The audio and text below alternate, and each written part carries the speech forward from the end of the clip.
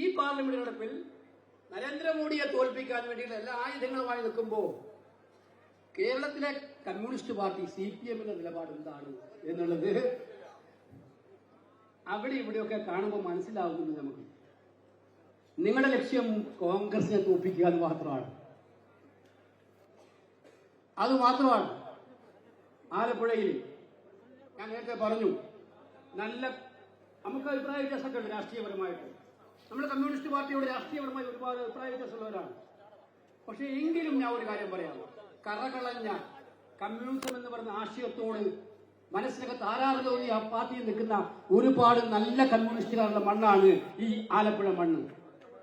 ഞാൻ ഒറ്റ വാചകം ചോദിച്ചോട്ടെ അവരോട്, മിസ്റ്റർ പിണറായി വിജയൻ ധൈര്യം ഉണ്ടെങ്കിൽ ആ യഥാർത്ഥ കമ്മ്യൂണിസ്റ്റുകാരൻ, 2 കമ്മ്യൂണിസ്റ്റുകാരുണ്ട്. ഈ ഭരണവും സൗകര്യവും പണവും ഒക്കെ കണ്ട് ആർത്തി മൂത്ത കമ്മ്യൂണിസ്റ്റുകാരുണ്ട്, അല്ലാതെ യഥാർത്ഥ കമ്മ്യൂണിസ്റ്റ് ആശയങ്ങളിൽ വിശ്വസിക്കുന്ന കമ്മ്യൂണിസ്റ്റുകാരനുണ്ട്. ആ യഥാർത്ഥ കമ്മ്യൂണിസ്റ്റുകാരൻ ഒരു റഫറൻഡം നടത്തി ഭൂരിപക്ഷം തെളിയിക്കാൻ ഞാൻ പിണറായി വിജയനെ വെല്ലുവിളിക്കുകയാണ്. അവർ ഒറ്റക്കെട്ടായി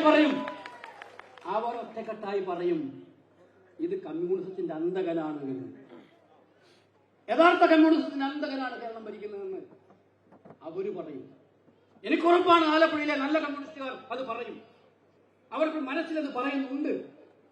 അവർ കണ്ട കമ്മ്യൂണിസ്റ്റ് ഇവിടെ അച്യുതാനന്ദൻ മുഖ്യമന്ത്രിയായിരുന്നല്ലോ. വി എസ് മുഖ്യമന്ത്രിയായ നാടല്ലേ ഈ നാട്. അന്ന് ഞങ്ങളിങ്ങനെ പറഞ്ഞിട്ടുണ്ടോ മുഖ്യമന്ത്രിയെ കുറിച്ച്? ഞങ്ങൾ പറഞ്ഞിട്ടില്ല.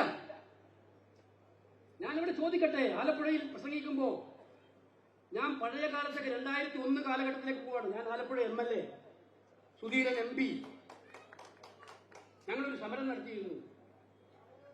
ആ ബാബുപ്രസാദിനെ അറിയാം. ആറാട്ടുപുഴ, തൃക്കുന്നപ്പുഴ പ്രദേശങ്ങൾ അന്ന് കരിമണൽ ഖനനവുമായി ബന്ധപ്പെട്ട് തീരദേശം 5 വർഷം മുമ്പ് എന്നോടൊരു മാധ്യമപ്രവർത്തകർ ഒരു ഫോട്ടോ കാണിച്ചു തന്നു.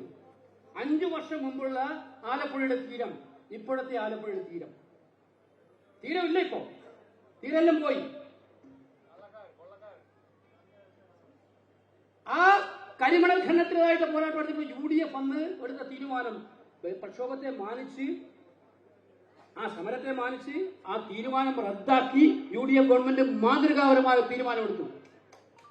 ഇപ്പൊ എന്താ വളഞ്ഞ വഴിയിലൂടെ ഞങ്ങൾ 2 കൊല്ലം മുമ്പ്, എനിക്കിപ്പോഴും ഓർമ്മയുണ്ട്, സുബാവും തോട്ടപ്പള്ളിക്കാരൊക്കെ ഇവിടെ ഉണ്ടല്ലോ, നമ്മളന്ന് സമരം നടത്താൻ പോയി. അവിടെ IRAക്ക് വേണ്ടി മണ്ണൽ വാരുന്നു എന്നാ പറഞ്ഞത്. എല്ലാ വീടിന്റെ മുമ്പിലും ഈ മണ്ണൽ ഇങ്ങനെ കൊണ്ടുപോയിക്കൊണ്ടേയിരിക്കുകയാണ്. പാവപ്പെട്ട മത്സ്യത്തൊഴിലാളികൾ, അവർക്ക് ഇതിന്റെ ഭവിഷ്യത്തുകൾ പൂർണ്ണമായി ഉൾക്കൊള്ളാൻ കഴിഞ്ഞിട്ടുണ്ടോ എനിക്കറിയില്ല. അവരെ പ്രതിഷേധിച്ചു ശക്തമായിട്ട്. പ്രതിഷേധം എത്ര നാൾ പ്രതിഷേധിക്കും? പോലീസും പട്ടാളവും എല്ലാം വന്ന് ഈ പ്രതിഷേധക്കാരെല്ലാം മാറ്റിക്കൊണ്ടിരിക്കുക. ഇത് പറഞ്ഞ വാചകമാണ്, ഇത് പൊതുമേഖലാ സ്ഥാപനത്തിന് വേണ്ടിയിട്ടാണ്, ഇത് സ്വകാര്യ വ്യക്തിക്ക് വേണ്ടിയിട്ടല്ല. ഇപ്പോൾ ഏറ്റവും ഒടുവിലത്തെ കേസുകളിൽ വിളിച്ചിട്ട് വന്നിരിക്കുന്നത് എന്താണ് മാത്യു? വിളിച്ചിട്ട് വന്നിരിക്കുന്നത് അവിടെ നിന്നും IRAക്ക് വേണ്ടി കൊണ്ടുപോയ കരിമണലിൽ ഭൂരിഭാഗവും സ്വകാര്യ വ്യക്തിക്ക് വേണ്ടി. അത് എറണാകുളം, എന്റെ ഒരു സ്നേഹിതനുണ്ട് എറണാകുളം ബന്ധപ്പെട്ട്. ഞാൻ ലോക്സഭാ ഇലക്ഷൻ മത്സരിക്കുമ്പോഴെല്ലാം അദ്ദേഹം ആലപ്പുഴയിൽ വന്ന് സജീവമാകും. അദ്ദേഹം എതിരായ സ്ഥാനാർത്ഥികൾക്ക് എല്ലാ സൗകര്യം ചെയ്തു കൊടുക്കും. അതെനിക്ക് അറിയാമായിരുന്നു. കൃത്യമായ കണക്കുണ്ടായിരുന്നു. എനിക്ക് കൃത്യമായ കണക്കുണ്ട്. ഞാൻ വ്യക്തിപരമായിട്ടൊന്നും ആരും ആക്ഷേപിക്കുന്നില്ല. പക്ഷെ ഞങ്ങളെടുത്ത നിലപാടുകളായിരുന്നു അന്ന്. അപ്പൊ ഇപ്പൊ എന്താ, ഞങ്ങൾ അന്ന് പറഞ്ഞതാണ് തോട്ടപ്പള്ളി, ഇത് പൊതുമേഖലാ സ്ഥാപനത്തിന്റെ മറവിൽ സ്വകാര്യ മേഖലയ്ക്ക് വിൽപ്പന നടത്താൻ വേണ്ടിയിട്ടുള്ള കാര്യമാണ് നടക്കുന്നത്. സംസ്ഥാന ഗവൺമെന്റ് ഒത്താശ ചെയ്ത് കൊടുക്കുന്നു. അത് ശരിയാണെന്ന് രേഖകൾ സമിതം ഇപ്പോൾ തെളിഞ്ഞിരിക്കുന്നു. ആലപ്പുഴയുടെ തീരം വിറ്റിട്ട് സ്വകാര്യ മുതലാളിമാർക്ക് പരമതാനം വിരിച്ചു കൊടുക്കുന്ന സാക്ഷാൽ ശ്രീ പിണറായി വിജയനോട് ഞാൻ വിനയപൂർവ്വം ചോദിക്കട്ടെ, ഈ തീരദേശത്തിന്റെ പാവപ്പെട്ട ജീവിതത്തിന്റെ 2 അറ്റവും കൂട്ടിമുട്ടാൻ രാവിലെ പോയാൽ വരുമോ വരില്ല എന്നറിയുന്ന വീട്ടുകാരൻ തിരിച്ചു വരുമോ എന്നറിയാതെ ജീവിതത്തിന്റെ പ്രാരബ്ധങ്ങളുമായി മല്ലിടുന്ന പാവപ്പെട്ട മത്സ്യത്തൊഴിലാളിയുടെ അവന്റെ ജീവിതം വിറ്റിട്ടാണോ ഈ സ്വകാര്യ മുതലാളിക്ക് വേണ്ടി ഒത്താശ ചെയ്യേണ്ടത്? അതാണോ നിങ്ങളുടെ കമ്മ്യൂണിസം? ഇതിന് നിങ്ങൾ മറുപടി പറയണം.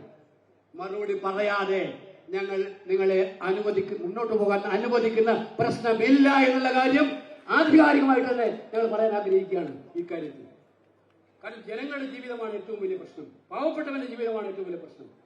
ഇപ്പൊ ഞാൻ പറഞ്ഞു വന്ന് ഞാൻ ഗ്രഹിപ്പിക്കുന്നില്ല. അഴിമതിയിൽ മുങ്ങിക്കുളിച്ച ഒരു ഗവൺമെന്റ് ആണ് കേരളം ഭരിക്കുന്നത്. കമ്മ്യൂണിസത്തെ ജീർണിപ്പിക്കുന്ന ഒരു സർക്കാരാണ്.